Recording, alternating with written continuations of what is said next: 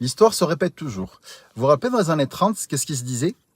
Que ce soit en France ou en Allemagne en majorité, il y avait un discours anti-juif qui avait pignon sur rue, qui était normal, ouvert à la télé à l'époque, parce que, et encore, je ne sais même pas si à l'époque existait, la télé existait à cette époque. Donc dans les journaux et dans les caricatures, on disait quoi? On disait en gros, ce sont les juifs qui volent l'argent des Français ou des Allemands, ce sont les juifs qui arnaquent tout le monde, ce sont les banquiers juifs qui causent votre faillite, etc. On le disait, et c'était normal de le dire d'ailleurs, pour certains, hein.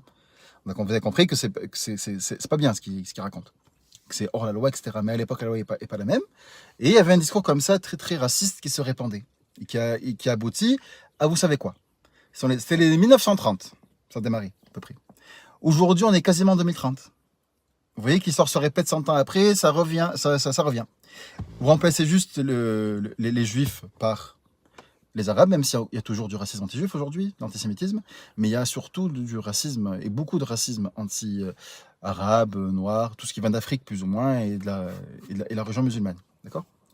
Et donc ce discours-là, c'est lequel? Ben, ce sont les étrangers, les Arabes, qui agressent les Noirs, qui agressent les femmes, qui volent les gens, les bons Français, qui ne travaillent pas, qui volent l'argent des Français, etc., qui trafiquent, etc.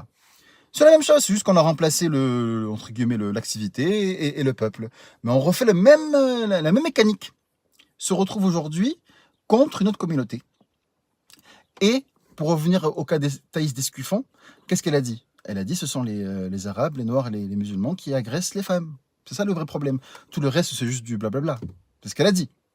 Imaginez si aujourd'hui quelqu'un disait, sur un plateau TV, ce ne sont pas les marchés financiers, la spéculation qui crée des faillites, des problèmes.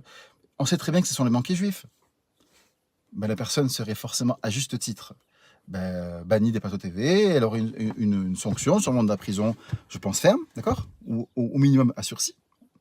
Et donc, pourquoi là, quand c'est le cas de Thaïs Escuffant envers la communauté, entre guillemets, je vais l'appeler comment, il n'y a pas un mot qui réunit tout, mais vous avez compris, arabe, etc. Pourquoi là, ça passe comme lettre à la poste pour certaines personnes, et ils considèrent que c'est la liberté d'expression, et on dit la vérité. Mais c'est la même chose, vous avez un voile devant les yeux, quoi. C'est illégal comme c'était à l'époque. C'est juste qu'à l'époque, il y avait beaucoup de racistes qui ont soutenu cette thèse-là et que ça aboutit au nazisme, au fascisme, etc. Et aujourd'hui, ça revient. Mais normalement, on sait ce que c'est le fascisme. On sait où ça aboutit, on connaît ces idées-là, comment elles sont mauvaises. Pourtant, il y en a qui veulent encore aimer les mettre en avant, mais ce qui est vicieux, c'est qu'ils les mettent en avant en faisant croire qu'il n'y a pas de nazisme ou de fascisme derrière. Alors que pas du tout. Regardez, révisez vos cours d'histoire et revoyez. Pouce bleu.